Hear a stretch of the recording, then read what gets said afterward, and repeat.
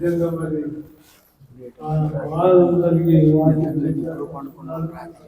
నిజంగా అద్భుతంగా పరిశుద్ధంగా దేవుని బాధాన్ని కలిగి క్రిస్మస్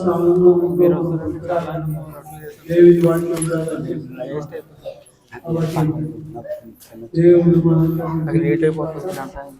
దేవుడు దేవుని మనం క్రైస్తవులుగా జీవించుకుంటాం. క్రైస్తవులుగా దేవుని దేవుని పిల్లలుగా పడుతుంటాం. దేవుడు మాకు చెప్పిన సందర్భం చేస్తున్నాం.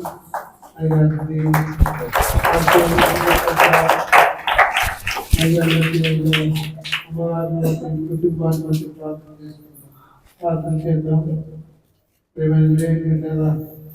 అయ్యగారు ప్రేమతో మన మధ్యకు వచ్చి వాకి చెప్పినందుకు స్తోత్రము తెలుస్తున్నాను.